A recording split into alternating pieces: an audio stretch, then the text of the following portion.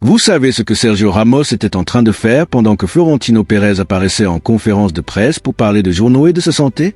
Parce que ce que nous avons pu confirmer ces dernières heures est un mouvement si intelligent, si silencieux, que quand le président du Real Madrid va l'apprendre officiellement, il ne saura plus où se mettre. Sergio Ramos achète le Séville FC ce soir. Et au passage, il récupère 3 joueurs du Real Madrid sans que Florentino s'en rende compte. Voilà ce qui arrive quand un président regarde trop longtemps dans la mauvaise direction. Abonnez-vous à ActuFoot 24 maintenant et activez la cloche, parce que ce qui se passe cet été va changer le football espagnol pour toujours. Et partagez cette vidéo pour que tout le monde sache ce qui se mijote en silence. Sergio Ramos est le nouveau président du Séville FC. L'opération est bouclée, l'accord est signé. Et ce soir même, au terme du match qui a opposé Séville au Real Madrid au Sánchez-Pizjuán, l'annonce officielle qui va secouer tout le football espagnol va tomber.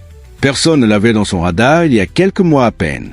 Ramos accomplit ce soir le rêve que très peu de footballeurs dans l'histoire du sport ont pu vivre. D'abord être le joueur qui a défendu l'écusson de son club avec tout ce qu'il avait. Et ensuite être le président qui va lui rendre la grandeur qu'il mérite. Mais l'achat du Séville n'est que la moitié de l'histoire. L'autre moitié, c'est ce que Ramos faisait pendant qu'il exécutait cette opération. Ce que personne n'a vu venir. Ce que Florentino n'a pas détecté parce qu'il avait les yeux braqués sur trop de fronts en même temps. Des conférences de presse sur les élections, des interviews sur sa santé, des guerres avec des journaux, des conversations sur Mourinho. Pendant que le président du Madrid gérait tout ce bruit, Ramos était dans l'ombre en train de faire quelque chose de beaucoup plus concret et de beaucoup plus dévastateur pour le club blanc. Il lui volait 3 joueurs. 3 joueurs du Real Madrid qui dorment encore ce soir dans l'effectif madrilène, mais qui, à l'ouverture du mercato d'été, vont communiquer au club leur décision de partir. Une décision que les 3 ont déjà prise, qu'ils ont communiqué à Ramos en privé et que le Madrid ne sait pas encore qu'elle existe. Parce que Ramos a exécuté ses mouvements avec une discrétion que seul quelqu'un qui vient de l'intérieur et qui connaît parfaitement ce monde peut avoir point pour comprendre comment Ramos est arrivé à conclure ces accords. Il faut d'abord comprendre l'opération d'achat du Séville. Parce que les deux choses sont liées. Ramos n'a pas appelé ses joueurs comme un agent de plus qui cherche des affaires. Il les a appelés en tant que nouveau président d'un club historique, avec un projet sérieux et avec la crédibilité personnelle que donne le fait d'avoir été le meilleur défenseur du monde pendant plus d'une décennie. L'achat du Séville était une opération complexe. Le club sévillan entraîne depuis des années un capital social fragmenté entre plusieurs actionnaires majoritaires qui historiquement n'ont pas toujours été d'accord. Il n'y avait jamais eu de propriétaire unique. Toujours plusieurs paquets d'actions répartis entre différents groupes aux intérêts pas toujours alignés. Ramos, aux côtés du fonds 51 Capital, négociait depuis des mois pour changer ça, pour convaincre tous les grands actionnaires que le moment de vendre était arrivé. Et il y est arrivé.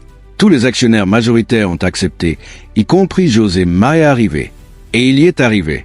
Tous les actionnaires majoritaires ont accepté, y compris José María del Nido Bonavente, qui avec environ 25% du capital à titre individuel et plus de 37% en comptant son groupe de soutien, sera le plus grand bénéficiaire économique de toute l'opération à raison d'environ 3 400 € par titre. Del Nido Bonavente n'est apparu publiquement à aucun moment du processus. Invisible physiquement, mais présent dans chaque détail de la négociation. Et il donne l'opération pour conclure.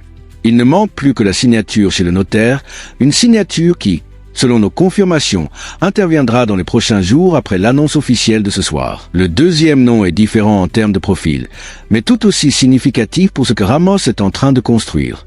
Et quand vous l'entendrez, vous comprendrez que Ramos ne recrute pas pour recruter. Il construit une équipe avec une vision très claire de ce qu'il veut que ce Séville soit dans les prochaines années. Ce deuxième nom a quelque chose qui le rend particulièrement douloureux pour le Real Madrid. Ce n'est pas un joueur qui a demandé à partir ni un footballeur qui a créé des conflits internes cette saison.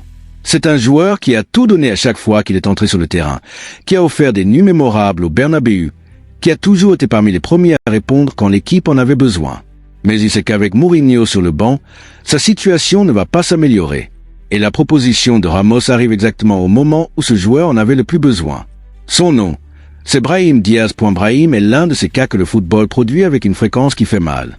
Un joueur dont la qualité est indiscutable, avec une capacité technique qui dans ses meilleurs moments fait lever le Bernabéu, mais qui n'a jamais réussi à s'imposer comme titulaire incontestable dans le plus grand club du monde. Toujours là, toujours performant quand on lui donnait sa chance, mais sans jamais avoir la continuité qu'un joueur de son profil nécessite pour exprimer tout ce qu'il a. Cette saison a été particulièrement dure pour Brahim.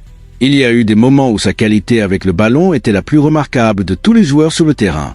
Mais le bon contexte au Real Madrid cette saison n'est jamais venu de façon cohérente. Et maintenant arrive Mourinho. Brahim sait parfaitement ce que ça signifie pour lui. Le technicien portugais est connu pour sa fidélité à certains profils de joueurs et pour sa tendance à construire des équipes basées sur la solidité collective plutôt que sur la créativité individuelle.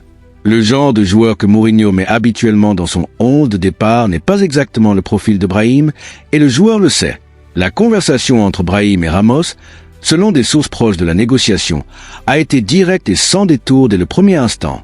Ramos ne s'est pas présenté